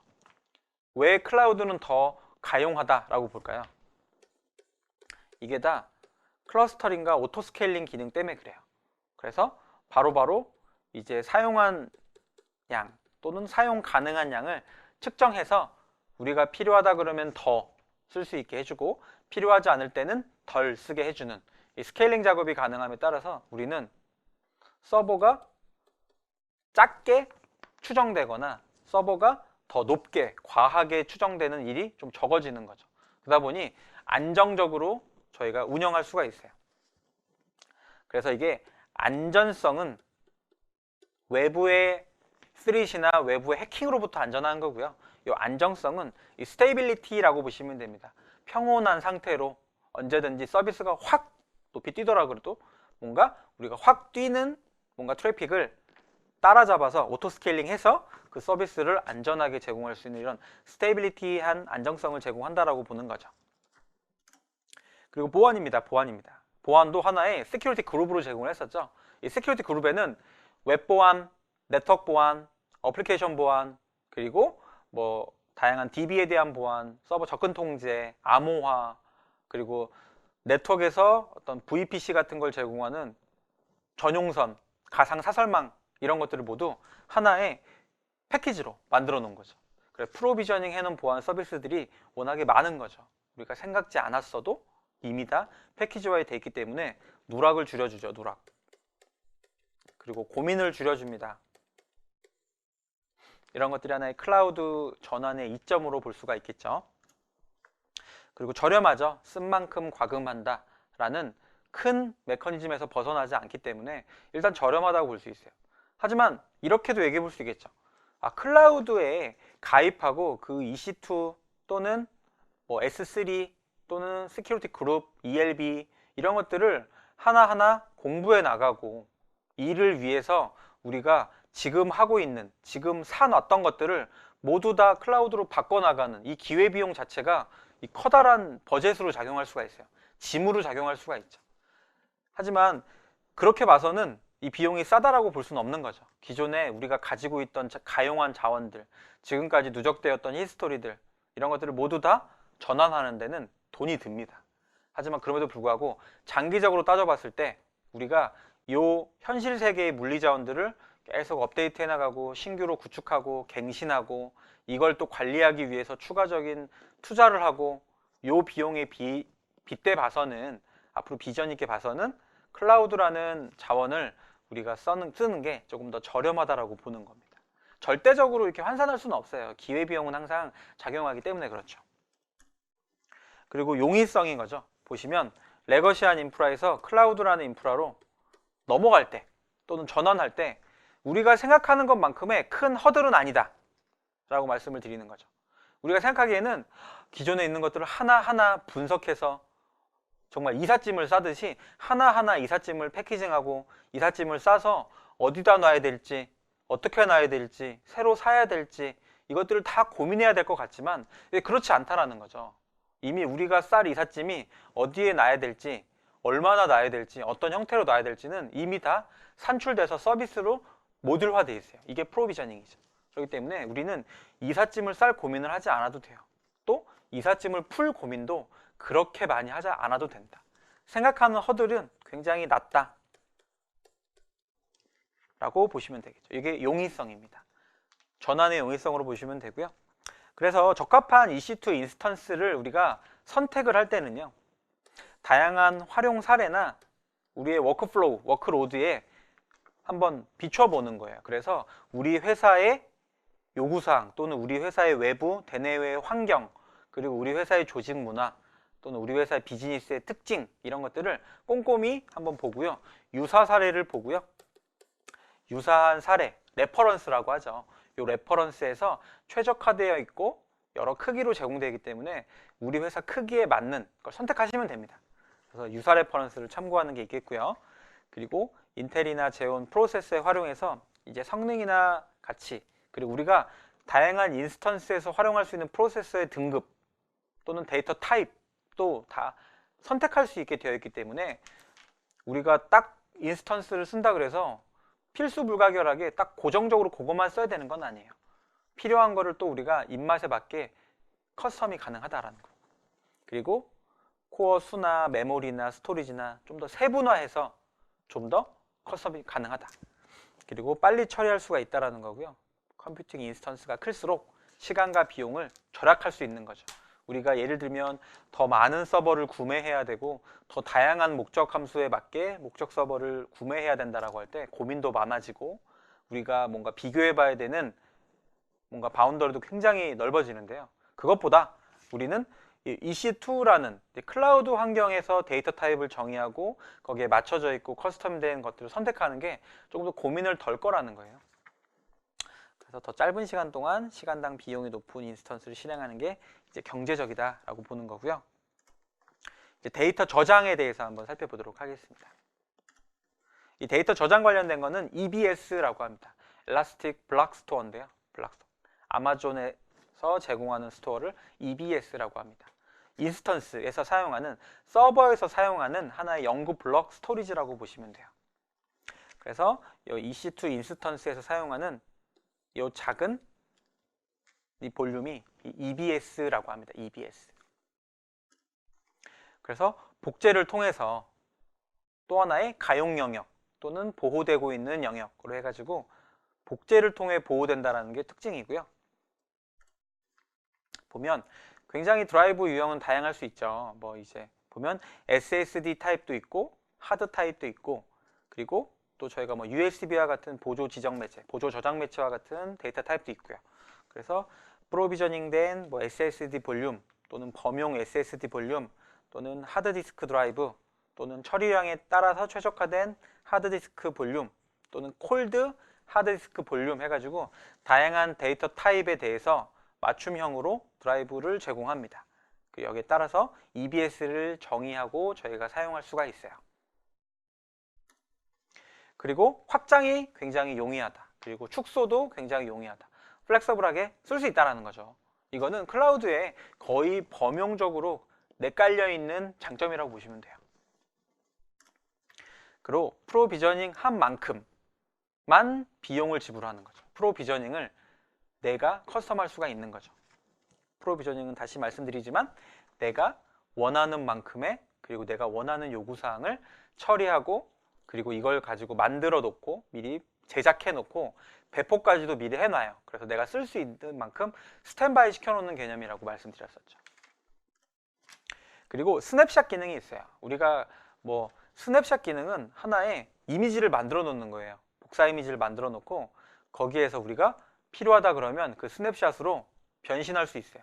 트랜스포메이션이 되는 거죠. 그래서 월요일에 스냅샷 찍어 놓고요. 화요일에 찍어 놓고요. 만약 수요일에 장애가 났어요. 또는 수요일에 어떤 데이터 조각에서 볼륨 조각에서 무결성이 훼손됐어요. 99.9%만 정합성이 맞고 1%가 틀려요. 그러면 우리가 월요일이나 화요일에 스냅샷으로 돌아가는 거예요. 롤백하는 거죠. 그래서 데이터의 무결성을 100%로 원본을 보존하는 거예요. 그렇기 때문에 이 스냅샷 기능은 어떤 무결성의 차원, 또 데이터의 정합성 차원, 그리고 우리 시스템을 뭔가 안정적으로 운영하기 위해서 필수로 요구되는 기능입니다. 그리고 암호화할 수 있죠. 우리가 알기로 암호화는 어떤 기능이죠? 암호화는 안전하게 보관하기 위한 기능이죠. 보관에 넘어서서 어떻게 하죠? 보관한 정보들을 안전하게 누군가에게 전송하고 수신해서 열어보고, 그쵸? 그리고 부인 방지 기능을 제공한다 그래요. 이거를 암호화한 사람, 그리고 복호할 수 있는 사람을 특정하기 때문에 부인 방지 기능도 제공하고요. 접근 통제 기능도 제공하는 거죠. 들어올 수 있는 사람, 열어볼 수 있는 사람, 들어올 수 없는 사람, 열어볼 수 없는 사람, 복사할 수 있는 사람, 업로드 다운로드 할 수 있는 사람, 쓰기 가능한 사람, 이런 사람들에 대해서 접근 통제 기능도 제공한다라고 합니다. 이런 다양한 기능을 가지고 있는 게 이 암호화라는 녀석이에요. 이 암호화를 통해서 이 EBS는 중요한 정보들을 담고 있는 하나의 스토리지 볼륨을 안전하게 보완을 합니다. 보완에 필요한 기능들을 한다라고 보시면 되겠습니다. 아마존의 S3는 뭐였죠? S3는 하나의 스토리지였죠, 스토리지. 그래서 데이터는 버킷이라는 단위를 씁니다. 버킷 내에 객체로 저장이 됩니다. 객체로. 그리고 무제한 스토리지를 제공하고요. 단일 객체 같은 경우에는 5TB로 제한을 합니다. 그래서 내구성, 안정적으로 본다라고 봤을 때는 99.99999 거의 100%에 도달할 만큼의 내구성을 보장한다라고 보시면 되겠습니다. 그리고 버킷이나 객체에 세분화되어 있는 액세스 컨트롤, 접근에 대한 지점을 관리합니다. 지점, 접근 지점이라고 하는데요. 세분화되어 있는 접근 지점을 관리합니다. 이 하나하나의 오브젝트에 대해서 빠르고 안전하고, 이 내구성은 안전하게죠. 안전하게 가용성이 높게 키 기반으로 접근할 수가 있고요. 이 접근 지점을 제공하는 게 S3입니다. 그리고 데이터를 저장하거나 검색, 이거 다 인덱싱이죠. 인덱싱. 인덱스를 해서 우리가 빨리 원하는 정보에 도달하는 거죠. 빨리 도달하는 게 중요해요. 빨리 내가 원하는 정보에. 그러려면 하나하나에 우리가 원하는 플래그를 달아놔야 돼요. 우리 마치 도서관에 가면 ISBN으로 도서를 분류해 놓죠. 그래서 우리가 빨리 찾을 수가 있잖아요. 뭐 어떤 소설이면 일반 소설 중에 국내 작가 누구 이름으로 또는 연대기로, 출신 연도로 이런 걸로 빠르게 찾을 수 있게 만든 게 ISBN이죠. 마찬가지예요. 데이터도 우리가 원하는 정보, 원하는 연도, 원하는 형태, 그리고 원하는 데이터의 조각, 그리고 그 볼륨에 대한 형태, 이런 것들로 플래그를 달아놔야 빠르게 찾을 수 있어요. 요게 바로 S3의 핵심 기능입니다. 그리고 파일 시스템이 아니에요. 파일 시스템이 아니라서 우리가 요청 응답 형식으로 뭔가 우리가 조회를 해서 받아보는 시스템입니다. 그래서 S3 버킷이라고 하고요. CLI, 뭔가 커맨드 인터페이스로 API를 통해서 요청을 하면 객체를 요청에 대한 응답에 실어서 반환을 해주는 형태로 보시면 되겠습니다. 파일 시스템이 그냥 들어가서 바로 그냥 이제 활용을 하는 거지만 이거는 파일 시스템이 아니다 라고 보시면 되겠습니다. 그리고 일반적으로는 백업이나 스토리지 용도로도 저희가 쓸 수가 있겠고요. 어플리케이션을 호스팅할 때 또 이용할 수 있겠고요. 미디어 같은 스트리밍 서비스를 제공할 때도 이용할 수 있고, 소프트웨어를 뭔가 전송할 때도 이 S3 버킷을 이용할 수 있습니다. 그래서 뭐 모바일과 같은 다양한 이기종 단말기에서 또는 이렇게 뭐 CCTV와 같은 곳에서 뭔가 이렇게 저장하거나 조회하거나 저장 조회하거나 가능한 거죠. 인스턴스 마찬가지죠. EC2 서버에서 하나 인스턴스로 나눠가지고 버킷에 뭔가 내용을 넣어놓고 조회하고 이런 것들이 가능하겠죠. 마찬가지입니다. 기업의 데이터 센터에서 하이브리드로 구축했을 때 데이터 센터의 주요 내용들을 버킷에 넣어놨다가 우리가 조회했다가 해볼 수가 있는 거죠. 그리고 마찬가지로 PC에서도 안전한 웹브라우저 환경을 구현해서 버킷을 통해서 정보를 조회하거나 인덱싱 할 수가 있어요. 단순한 스토리지 버킷은 아닙니다. 그래서 요청자가 이제 지불할 수 있는 과금 체계를 가지고 있고요. 버전에 대한 관리가 가능하죠. 이 데이터라는 녀석은요, 1.0 버전하고 1.1 버전이 어떻게 뭐가 달라졌는지 알 수가 없어요. 그렇기 때문에 버전 관리를 통해서 어떤 내용이 추가됐는지 삭제됐는지 또는 훼손되거나 위변조되었는지를 확인을 해야 됩니다. 이게 버전에 대한 관리고, 버전에 대한 관리는 이제 코드라든지 버킷에서는 형상을 관리한다라고도 합니다. 그래서 이 형상에 대한 관리를 지원해야 됩니다. 그리고 정적 웹사이트 호스팅을 할 때도 마찬가지로 이 버킷이 이용될 수가 있어요. 그리고 객체에 대해서 라이프 사이클, 수명 주기를 관리하는 기능도 있는 거죠. 그래서 단순한 스토리지는 아니다 라고 보시는 게 맞겠죠. 이 중에서도 그라시아라고 있어요. 얘는 뭐냐면 좀 저렴한 스토리지라고 보시면 돼요. 저렴한. 그리고 정적이에요. 정적. 그렇기 때문에 단순한 서비스 또는 약간 중요성이 떨어지거나 약간 정적인 서비스를 제공하는 곳에 이 S3 이 글라시아를 사용하시면 됩니다. 그래서 저렴하다는 게 장점이고요. 그렇기 때문에 장기 백업이나 뭐 이런 데 사용하시는 게 좋겠죠. 그래서 3시간에서 5시간 또는 12시간 이내에 뭔가 이제 시간적인 인터벌을 가지고 좀 안전성 좀 장기적으로 좀 계속적으로 좀 데이터를 보관하고 업데이트하고 갱신하고 이렇게 관리를 하는 주기가 있고요. 그리고 컨텐츠의 수명 주기 보관을 저희가 임의적으로 구성해서 관리할 수가 있어요. 그러니까 그라시아는 뭔가 장기 보관하거나 별도 백업하거나 아니면 우리가 요새 이제 이용자 데이터를 관리할 때 활성 이용자가 있고 비활성해야 되는 뭐 휴면 데이터, 장기 보유는 하고 있지만 당장 쓰지 않아도 되는 정보들, 이런 것들을 보관할 때 보통 많이 씁니다. 그래서 30일 후에 뭔가 아카이빙 되고 여기에 장기 보관을 해놨다가요 5년 있다가 10년 있다가 삭제하고, 이게 이제 우리는 이제 법정 보존 연도 또는 법정 만료 기한을 따져다가 나중에 삭제를 하게 되는데요. 이렇게 장기 보관할 때 사용하면 되죠. 그래서 여기는 활성화되어야 돼요. 언제든지 접근할 수 있어야 되고 언제든지 우리가 필요한 만큼 써야 돼요. 그렇기 때문에 가용성이 우선이지만 여기는 안정성이 우선입니다. 신뢰성이 우선이에요.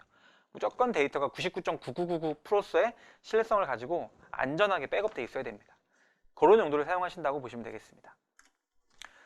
사용 사례는 뭐 미디어 자산에 대한 워크플로우 관리할 때, 의료 정보를 아카이빙할 때, 장기 저장할 때, 그리고 규제라든지 준수를 위해서 개인정보나 민감정보 또는 기밀정보나 회사의 대외비 정보들을 아카이빙할 때, 또는 과학적인 R&D 데이터를 뭔가 아카이빙할 때, 뭔가 디지털화 되어 있는 어떤 자산들을 보존할 때, 마그네틱 테이프를 대체해서 뭔가 장기 백업할 때, 요럴 때 많이 사용한다라고 보시면 되겠습니다. 그리고 여기는 볼트 잠금 정책이 있어요. 볼트는 이렇게 잠그는 거죠. 개별적으로 볼트에 대한 규정 준수 제어를 위해서 한 번 잠그면 수정할 수 없어요. 그렇기 때문에 얘도 하나의 강력한 암호화 정책으로 보시면 됩니다. 잠궈가지고 장기로 넣어놓는 거죠. 그래서 보면 인터넷 게이트웨이를 통해서 버킷이나 EBS 볼륨이 있고요. 하나의 인스턴스 스토어가 있습니다. 이런 식으로 데이터베이스 파일과 정적인 콘텐츠, 버킷과 볼륨으로 EBS로 나눠가지고 이렇게 구성해서 서비스를 할 수 있습니다. 그 데이터 보호를 위한 관점을 한번 보면요. 데이터 보호는 이렇게 클라우드 내에 리전이 있어요. 리전이란 하나의 데이터 센터 단위로 보시면 돼요. 그래서 하나를 쓰면 싱글 리전이고요. 2개 이상 쓰면 멀티 리전이라고 합니다. 리전을 가지고 우리가 보통 뭐 BCP, DRP, 비즈니스 컨티뉴어스 플랜, 업무에 대한 서비스 계속 플랜이에요. 그리고 DRP, 디제스터 리커버리 플랜이요. 재난재해에 대한 복구 계획. 이런 것들을 세울 때 보통 이 리전을 멀티 리전으로, 재난재해 대비해서 멀티 리전으로 구성합니다. 하나 리전은 도쿄에, 하나 리전은 한국에, 또는 하나 리전은 중국에, 또는 하나 리전은 뭐 뉴욕에, 뭐 이런 식으로 분산을 하는 거죠. 리스크를 분산하는 차원이라고 보시면 되고요.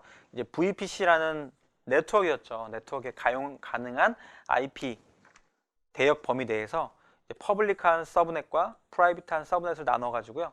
퍼블릭에서는 퍼블릭 인터넷 또는 프라이빗에서는 기업 내의 전용선으로 전용 VPC를 이용해서 기업 데이터 센터에 이런 식으로 구성할 수가 있어요. 그래서 가상 프라이빗 클라우드라고 이걸 부르죠. 보면 보안 그룹이라고 해서 저희가 이제 세큐리티 그룹이었죠. 그래서 하나의 보안 그룹을 다 이렇게 정의할 수가 있어요. 그래서 인바운드는 80과 443 웹 서비스만, 또는 22번 직접 접근이죠. SSH 시큐어 쉘만, 이런 식으로 저희가 정의해서 들어올 수 있는 녀석 또는 나갈 수 있는 녀석 들어와서는 안 되는 녀석 또는 나가서는 안 되는 녀석, 인바운드, 아웃바운드에 대한 접근 통제를 수행할 수 있습니다. 그리고 이제 프라이빗 서브넷과 퍼블릭 서브넷으로 뭘로 구분하죠? 네트워크로 구분하죠. 이걸 VPC라고 한다 그랬죠. 그래서 허용 규칙, 거부 규칙 이런 식으로 해서 구분을 합니다. 허용은 allow, 거부는 deni라고 해서 현실 세계 방화벽과 같은 개념으로 보시면 돼요. 그래서 이제 클라우드 구축에 관련한 내용을 한번 살펴보도록 하겠습니다.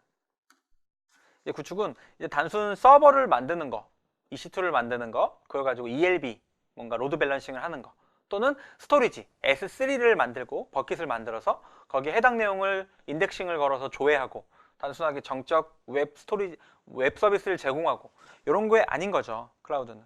그렇기 때문에 프로젝트나 기반 기술에 대한 어떤 투자를 통해서 가치를 증대시키는 것도 있고요. 앞으로는 재창조, 기술 부채에 대한 것들을 탕감하고 클라우드라는 원천 기술을 이용하고 이런 것들로 이제 혁신이 일어날 수 있는 거죠. 초기 프로젝트에서는요, 이제 인스턴스 문제, 성능이나 확장성이나 사용률을 많이 고민을 했고요. 그리고 DB에 대한 문제, 인프라 관리나 패치나 확장성에 대한 문제, 이런 부분들을 많이 고민을 했고, 모니터링하고, 그리고 오류가 발생했을 때 빠르게 대응하고, 그리고 다양한 리전이나 다양한 어떤 사이트에 배포하고, 이제 초기 프로젝트 시절에서는 이런 것들을 많이 고민했고, 이런 것들이 개선됐고, 클라우드가 여기에 맞춰서 고도화가 되고 발전이 되었죠. 그래서 중요하게 된 게 배포와 리소스에 대한 모니터링입니다. 우리는 쓴 만큼 돈을 내죠. 그렇기 때문에 여기에 필요한 게 모니터링이에요. 모니터링. 그래서 클라우드 와치라는 서비스가 나왔습니다. AW 리소스에 대한 모니터링이 가능하고요. 실행 중인 어플리케이션에 대한 추적 관리, 트래킹이 가능하죠. 그리고 수집이나 추적에 대한 지표가 있어요. 표준 지표와 사용자가 지정해 놓은 지표. 핸드폰을 보면 그렇죠. 핸드폰에서 5기가가 저의 데이터 요금제예요. 만약 그러면 5기가가 표준 지표예요. 5기가가 넘으면 5기가에 대한 데이터를 모두 사용하였습니다. 그리고 사용자는 5기가가 아니라 1기가만 넘으면 알림을 받고 싶어요. 그럼 나는 5기가가 아니라 표준 지표가 아니라 1기가라는 나만의 지표를 만들어서 얼럿을 걸어두면 1기가가 넘으면 데이터 사용량이 과합니다. 이런 식으로 나올 수가 있겠죠. 이렇게 추적이나 수집을 위한 지표를 설정할 수 있어요. 그리고 경보도 알림 전송을 어떻게 받을 것인지 또는 고객이 정의한 규칙대로 자동으로 변경되어서 이 경보 알림을 줄 것인지 이런 것들을 설정할 수 있는 게 이 클라우드 와치라는 겁니다. 그래서 지원되는 리소스들이 있고요. 클라우드 와처를 가지고 통계 정보를 소비자와 콘솔이 받아볼 수 있고요. 경보를 통해서 이메일이나 SNS 또는 이런 것들을 받아볼 수가 있겠죠. 또는 오토스케일링 정보를 가져다가 경보를 받아서 처리할 수도 있어요. 그래서 유틸라이제이션이나 체크 페일, 또 뭔가 이제 체크하다가 실패했어요. 또는 오류가 났어요. 이런 것들에 대해서 알림을 받을 수가 있겠죠. 그리고 페이지 뷰 카운트, 뭔가 이제 홈페이지 빅데이터 분석을 위해서 몇 명이 들어왔는지, 유입됐는지, 웹페이지를 어딜 열어봤는지, 어떤 서비스에서 어떤 클릭을 통해서 어떤 이벤트가 발생했는지 이런 다양한 지표를 저희가 만들고 이 지표에 대한 알림을 받을 수 있는 게 이 클라우드 와치죠. 이 점은 단일 플랫폼에서 모든 지표에 대한 액세스를 제공한다는 거고요. 그리고 가시성을 유지시켜 준다는 거죠. 그래서 몇 개를 쓰는지, 얼마나 쓰는지 서비스 전반에 걸쳐서 바로바로 이 서비스에 대한 이벤트를 게더링할 수 있다는 거고요. 평균 해결 시간이 감소하고 즉시 대응이 가능하다는 거죠. 그리고 총 소요 비용이 이제 향상하는 거죠. 그리고 어플리케이션이나 운영 리소스를 최적화시키다 보니까 다양한 비즈니스적인 인사이트, 통찰력을 제공한다라는 이점이 있고요. 쓰는 만큼 과금하는 건 당연한 얘기겠죠.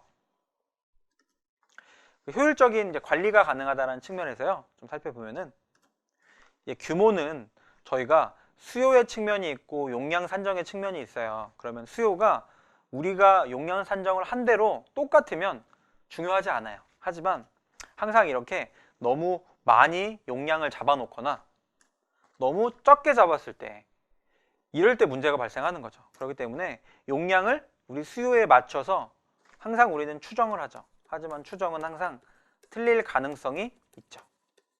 그렇기 때문에 이 오토 스케일링, 이 추정에 맞춰서 즉시 대응할 수 있게 자동화시켜 놓은 거라 그랬죠. 그래서 필요에 따라 용량을 조정하는 게 필요해졌습니다. 그래서 급증할 때는 확장하고 피크 이외에는 축소시키고 비정상 인스턴스가 발견되었다. 이게 장애를 계속 유발해요. 또는 계속 스스로 메모리를 과부하시킨다든지 이게 다 오류거나 뭔가 버그이거나 아니면 패치 때문에 발생된 어떤 충돌 문제이거나 어떤 이슈 때문일 수가 있어요. 그래서 비정상 인스턴스를 저희가 확인하고 클라우드 와처를 통해서 확인한다. 또는 이제 보안에 대한 걸 확인해서 오토 스케일링이 그걸 받아서 어떻게 처리하죠?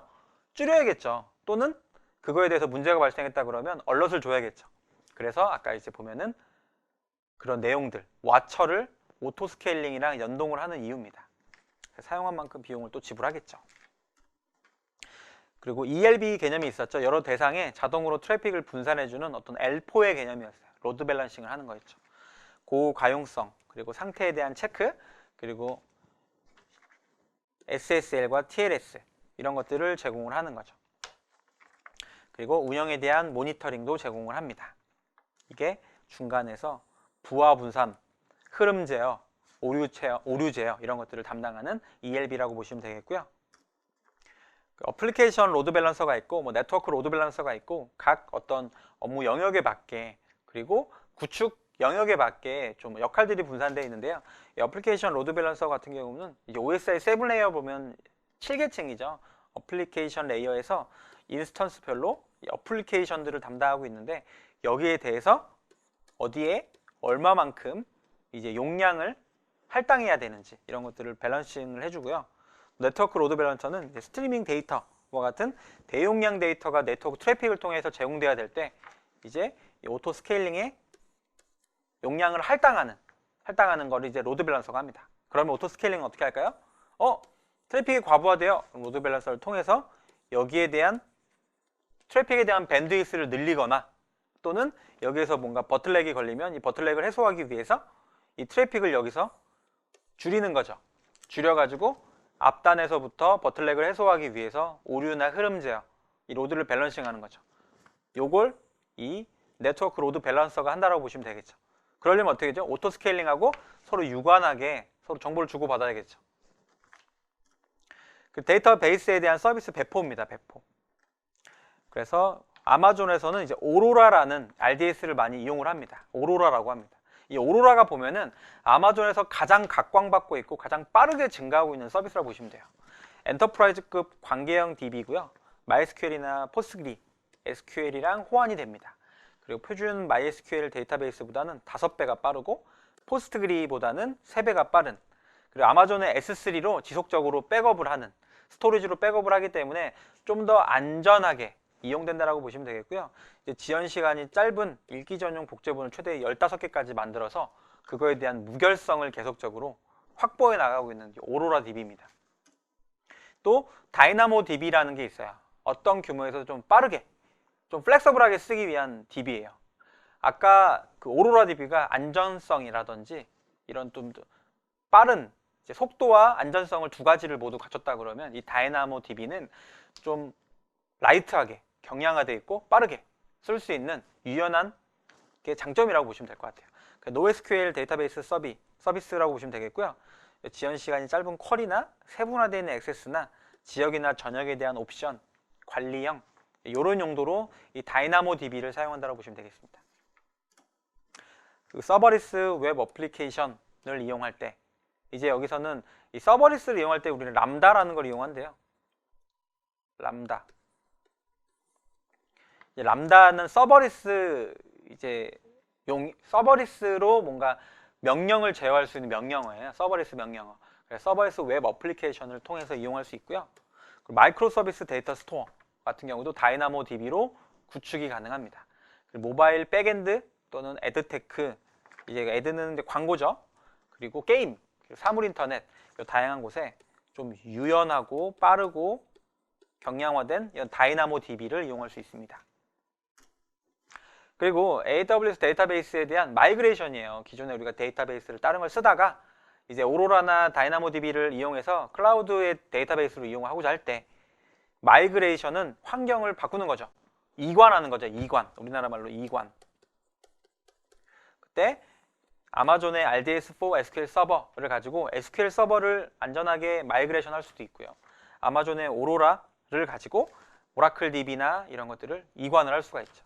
그래서 AWS는 이 이관에 대해서 안전성 또는 속도 측면에 이런 이관에 대한 신뢰를 보증을 합니다. 또 자동 배포 측면에서 한번 살펴보면요. 이 클라우드 포메이션이라는 서비스가 있습니다. 이 클라우드 인프라 리소스를 모델링 해놓고 프로비저닝 해놨어요. 그래서 야물이나 제이슨 형식으로 인프라 템플릿을 코딩할 수가 있어요. 그래서 코딩한 걸 가지고 버킷이나 로컬에서 이제 업로드를 하고 이걸 코드를 기준으로 각각의 필요한 스택을 만들어서 이거를 이 클라우드 포메이션이라는 곳에 리소스를 프로비저닝 하는 거죠. 미리 만들어 놓는 거죠. 이렇게 미리 만들어 놓을 수가 있습니다.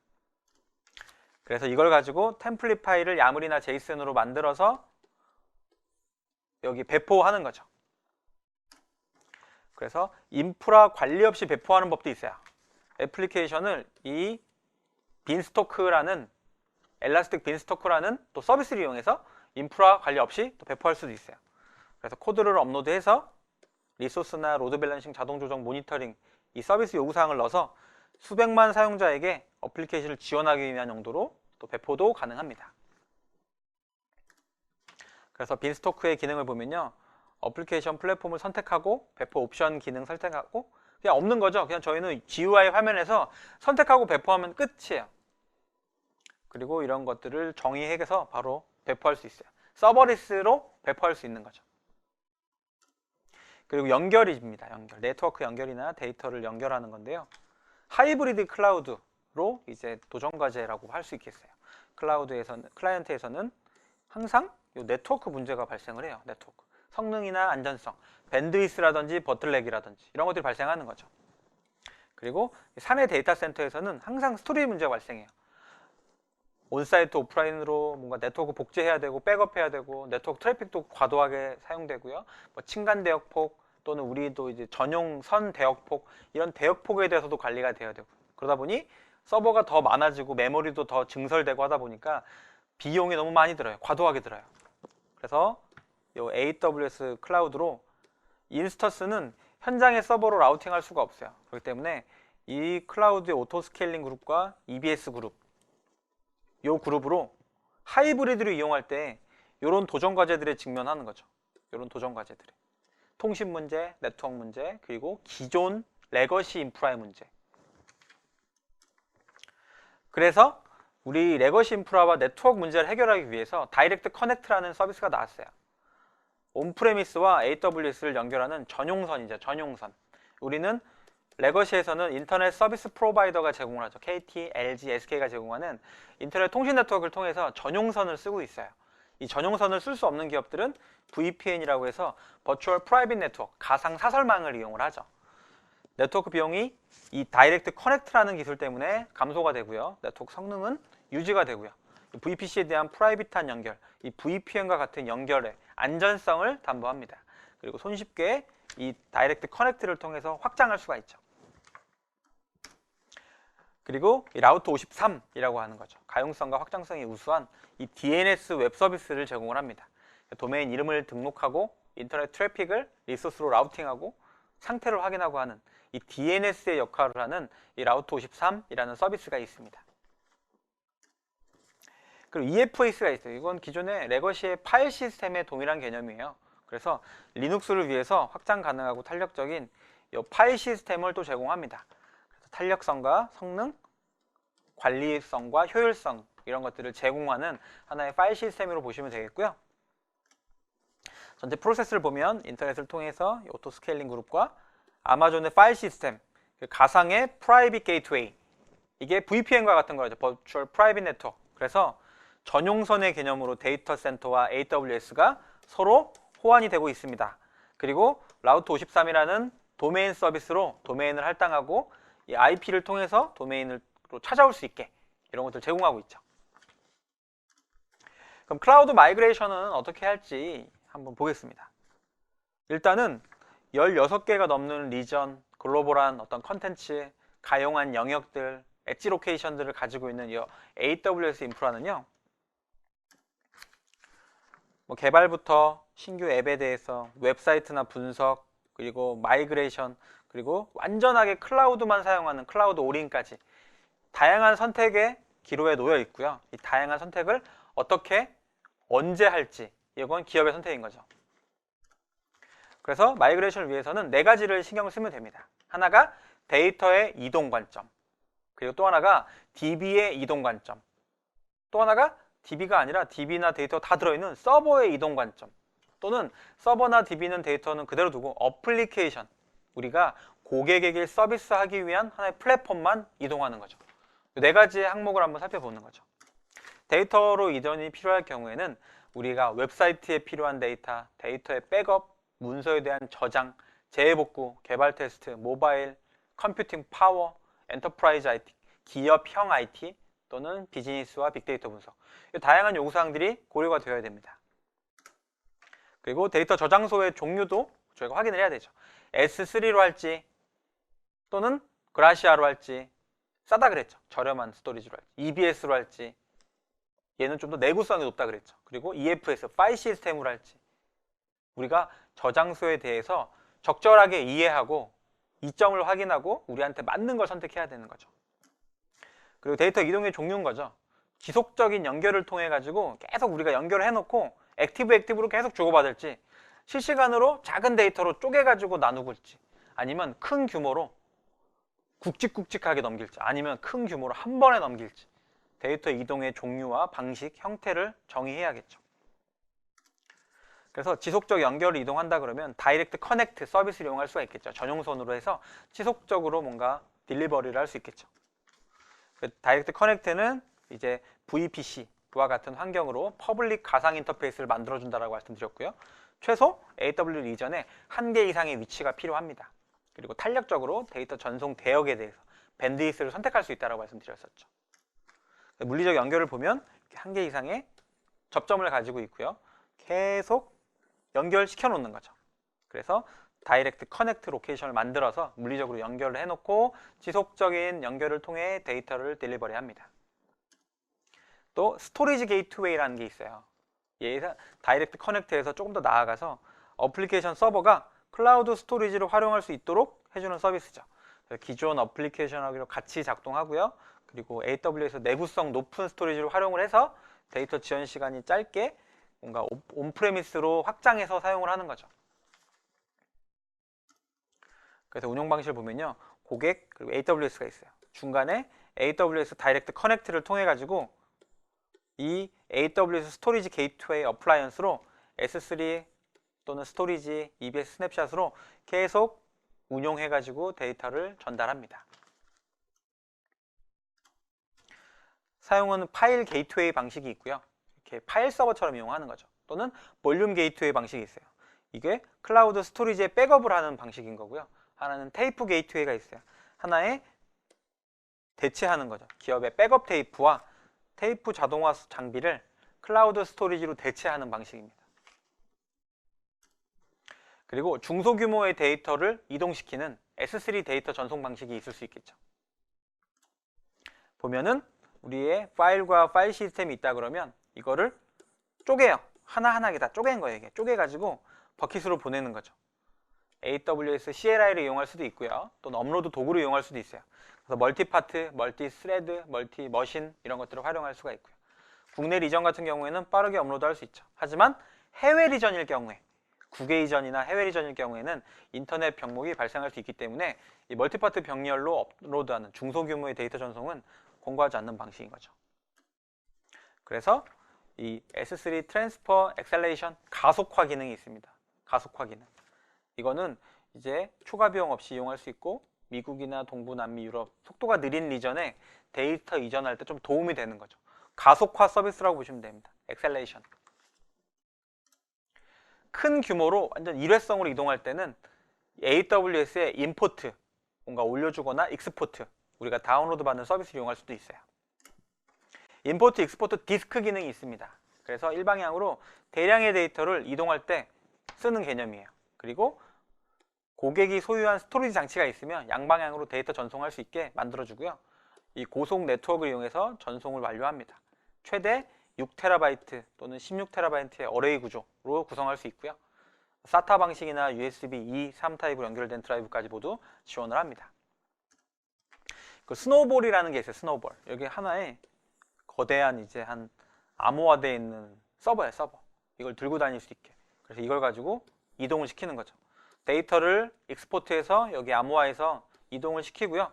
그래서 여기서 다시 키를 가지고 익스포트한 거를 복호화해서 데이터를 업로드 시켜줍니다. 이 스노우볼이라는 어떤 장치를 가지고, 외부 장치를 가지고 이용할 수 있죠. 5개 사용했을 때 250TB를 1일 이내에 전송하고 배송 포함 1주 걸린다 라고 추산할 수가 있겠습니다. 스노우볼 엣지가 있습니다. 이 100TB의 전송 디바이스고요. 좀 더 크고 네트워크 연결이 제한적인 곳에서 이런 걸 쓸 수가 또 있죠. 그래서 데이터를 안전하게 마이그레이션 하기 위해서 이송할 수가 있습니다. 그리고 스노우모빌이 있어요. 스노우모빌. 더 큰 거예요. 완전 큰 컨테이너 박스죠. 이걸 통해서 또 컨테이너 트럭에다가 광 케이블로 데이터 센터 연결해 가지고요. 데이터를 여기다가 넣습니다. 이걸로 AWS에서 리전에서 리전으로 이송하는 거죠. 그리고 DB 이동입니다. 데이터 이동은 이런 방식이 있다 그러면 DB 이동은 데이터베이스 이전이죠. 그럼 데이터베이스 마이그레이션 서비스를 이용할 수 있어요. 그래서 서비스는 간편하게 콘솔에서 손쉽게 마이그레이션 할 수 있는 서비스를 제공을 하고요. 가동 중단 없이, 중단이 없다는 건 순단이 없는 거죠. 뭔가 내렸다가 신규를 올려야 되는데 이 순단이 없고요. 다양한 엔진을 지원합니다. 그래서 동일한 DB뿐만이 아니라 이기종의 DB, 서로 다른 DB를 복제할 수도 있죠. 그리고 스키마에 대한 컨버전 툴. 이 스키마가 달라지면 다시 만들어야 되는데 이 컨버전에 대한 툴도 지원을 하는 겁니다. 테이블뿐만 아니라 뷰나 스토어 프로시저, 트리거, 펑션 이런 것들도 다 컨버전을 할 수가 있어요. 변환이 가능합니다. 다양한 데이터 셋, 스키마를 지원을 하고요. 그 DB 이전에 대한 절차예요. DMS 인스턴스를 시작하고 접속해서 우리가 테이블이나 스키마나 DB를 선택하면 여기에 맞춰서 DB에 대한 마이그레이션 서비스가 테이블을 또 컨버전 해주고 생성해서 로드해주고 변경사항 적용해주고 어플리케이션으로 전환해준 것까지 다 해주는 거죠. 이게 이전 절차로 보시면 되겠고요. RDMS, RDBMS 이걸 우리는 RDS라고 부른다 그랬죠. 그래서 오로라를 저희가 살펴봤었죠. 성능도 더 뛰어나고 확장성도 있고 복구에 대한 BCBDRP 대응도 기능도 있죠. 가장 빠르게 성장하면서도 상용 DB의 10분의 1 비용이다. 굉장히 장점이었죠. 그리고 이기종에 대한 또 스키마 구조를 지원하기 때문에 서로 좀 다르더라도 이 마이그레이션 서비스를 이용해서 컨버전이 가능하다라고 말씀드렸죠. 이 오로라 사용 고객은 이렇게 많습니다. 많으면서도 탑 그룹들이 많이 있고요. 게이밍 고객들이 특히나 많은 거죠. 게이밍의 특징은 뭘까요? 게이밍 서비스들 때 특징이 굉장히 탄력적으로 움직입니다. 추석 연휴에 트래픽이 급증한다. 또는 신규 출시한 게임이 있다 그러면 트래픽이 급증한다. 그렇기 때문에 이런 탄력적인 데이터 트래픽의 운용이 가능하고 신속하게 대응해야 되는 데가 또 게임이에요. 그런 데들이 많이 쓴다는 건 그만큼 요 RDBMS, 오로라가 그만큼 탄력적인 DB의 장점을 가진다는 거죠. 그리고 서버에 대한 이동성입니다. 이 서버 마이그레이션 서비스를 이용할 수가 있고요. 뭐 손쉽게 이제 콘솔에서 몇 번 클릭하면 요 AMI가 또 생성이 되고 또 대규모 서버 마이그를 지원을 하고요. 절감도 되고 다운타임을 최소화하기 때문에 또 관리도 쉽고 범용적으로 대부분의 OS 패키지 또는 OS 버전을 지원을 하는 거고요. 그래서 이제 VMware에서 마이그레이션 지원이 되고요. 또 에이전트 리스 방식으로 VM에 대한 마이그레이션이 됩니다. 그리고 변경된 부분만 있다 그러면 그 부분만 중분 백업처럼 그 부분만 복제해서 다운타임을 최소화할 수 있도록 마이그레이션을 지원을 해주고요. 여러 가지의 VM, 버추얼 머신들을 동시에 마이그도 가능합니다. 그리고 여기에 필요한 콘솔이나 API나 CLI를 사용할 수 있고요. 마찬가지로 EC2 인스턴스를 저희가 실행해서 이용할 수 있습니다. 지원한 OS는 이렇게 많고요. 이런 OS에 대해서 모두 다 지원하고 있습니다. 그리고 또 어플리케이션 이동 관점에서 좀 저희가 살펴보면은요. 디스커버리 서비스를 이용할 수 있죠. 보면은 클라우드 프로세스가 간소화되고 통합되고 E2E 암호화를 지원하고 AWS의 어떤 프로페셔널한 기술 숙련도를 가진 엔지니어들의 지원을 받을 수 있어요. 그래서 종속성이나 성능 이런 걸 측정을 해서 거기에 맞게 제공을 하고요. 그리고 설치된 어플리케이션과 실행 중인 프로세스를 파악을 자동으로 합니다. 그래서 종속성을 도출해요. 이 어플리케이션이 이 인프라로 뭔가 마이그레이션 됐을 때 어느 정도의 영향이 있는지, 영향에 대한 갭 분석을 도출합니다.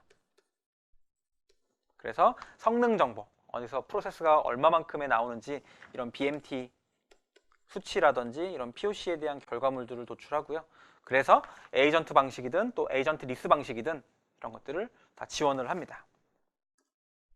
그러면 마지막으로 지금 하이브리드 클라우드 디자인은 어떠한 좀 고려사항이 있는지 잠깐 살펴보면요. AWS 클라우드를 만약 도입해야 된다라고 결정했을 때 반드시 다 옮겨야 될까요? 데이터를 옮기든지 DB를 옮기든지 서버나 어플리케이션 옮기든지 꼭 그렇지는 않죠. 어떻게 잘 연결할지 우리의 자산을 조금씩 줄여가더라도 AWS 클라우드를 이렇게 늘려가더라도 어떻게 소프트 랜딩할 수 있을지 어떻게 갈 수 있을지 그걸 고민하면 됩니다. 그래서 네트워킹을 좀 보면은요 VPC 관련한 서비스들로 해서 사설망으로 S3를 이용할 때 람다라고 해서 이 람다라는 서버리스 명령어였죠. 서버리스 명령어로 사용할 때 또는 넷 게이트웨이 서비스를 이용해 가지고 관리용으로 관리망을 묶을 때 다양한 서비스들이 있는데요. 이 연결 옵션으로는 우리가 그 다이렉트 커넥트 방식을 살펴봤었죠. 그래서 프라이빗 게이트웨이를 이용할 수도 있고 또는 프라이빗 클라우드 연결해서 서로 연결할 수 있었어요. 그래서 우리가 기존에 알고 있던 IPsec 터널을 이제 프라이머리 한 커넥트와 또는 세컨더리 커넥트 두 가지로 이중화 구성을 할 수가 있는 거죠. 그래서 다이렉트 커넥트 보면은요 환경 구성하고 생성하고 서로 연결한 후에 신청해서 논리적으로 또는 물리적으로 구성을 하는 거죠. 이게 일단 기본적인 다이렉트 커넥트의 구성 절차고요. 일반적으로 하이브리드를 어떨 때 어떻게 적용하는지 좀 보면은요. 또 보통 재해복구를 할 때, 재해복구가 필요한 시점일 때 이 데이터 센터가 갑자기 가동이 중단되었을 때 DB가 동기화돼서 복제돼서 가용한 뭔가 어벨러블티한 존에 있을 때 우리가 이 클라우드에서 바로 확인할 수 있고요. 빠르게 장애 상황에 대비해 가지고 우리의 서비스를 정상화시킬 수가 있죠. 또 일반적인 3티어 구조에서 웹 어플리케이션은 이렇게 웹 서버 또는 어플리케이션 와스 서버 또는 DB 서버 이렇게 3티어 구조를 가지는데요. 이 구조 내에서도 우리가 하이브리드 클라우드로 여기에 뭔가 정적인 서버는 따로 구성, 앞단에 DNS는 따로 구성, 여기에 대한 어떤 CDN, 컨텐츠 딜리버리 네트워크는 따로 구성, 이렇게 일반적인 3티어 웹 어플리케이션 구조에서도 이렇게 하이브리드 형태로 같이 사용할 수도 있습니다. 그리고 스플릿 티어 디자인이라고 하는데요. 프론트엔드는 온프레미스에, 나머지 백엔드는 AWS에 이런 식으로 프론트엔드와 백엔드를 기준으로 해가지고 나눌 수도 있겠고요. 그리고 또 프론트엔드를 AWS에 그리고 백엔드를 데이터 센터, 우리 온프레미스에 이런 식으로 구분을 해가지고 티어 구조를 스플릿해서 나눠가지고 디자인할 수도 있습니다. 이것도 하이브리드의 하나의 구성 사례이죠. 그리고 VMware도 이제 AWS를 통해서 이제 구현해서 같은 클라우드 서비스임에도 불구하고 조인해가지고 이용할 수가 있어요. 그래서 VMware 클라우드를 AWS 상에서 구현할 수가 있는 거죠. 그래서 VMware 서비스는 이렇게 이용하되 이 글로벌 인프라 이용해서요, 이 AWS 서비스를 조인할 수가 있는 거죠. 조인해서 같이 쓸 수가 있습니다. 확장성이 뛰어난 거죠. 그래서 보면은 이 사이징을 선택하고 AWS를 링크를 시키는 거죠. 마치 우리가 SNS 로그인하면 그 로그인한 계정을 가지고 또 다른 곳에 로그인하듯이 계정을 조인합니다. 그러면 이 VMware 가용 자원 대시보드가 AWS에서 구축하거나 관리할 수 있게 보이는 거죠. 그러면 클라우드와 VPC가 VMware의 클라우드 VPC가 생성돼요.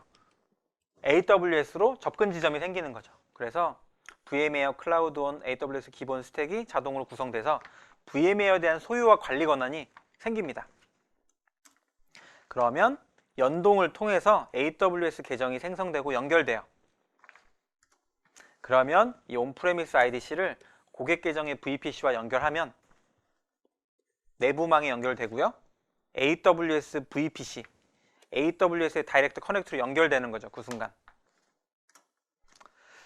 이 밖에 사용 사례를 보면은요, 개발이나 테스팅 환경 구축을 위해서도 이렇게 우리의 데이터 센터, 온프레미스 환경과 이 클라우드 인프라를 같이 이용을 합니다. 그래서 민첩성이나 혁신, 애자일한 환경을 만들고요. 지속적인 테스팅 환경을 만들고요. 비용이나 확장성의 장점을 구현을 하죠.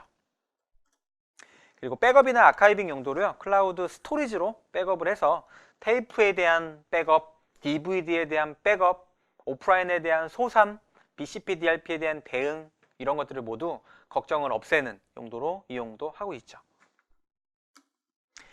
그래서 스토리지 게이트웨이를 이용해 가지고요. 다양한 AWS의 장점을 온프레미스 환경에서 이용하고자 또 게이트웨이 방식으로 이용하기도 합니다. 그리고 마찬가지로 파일 게이트웨이를 이용해서요.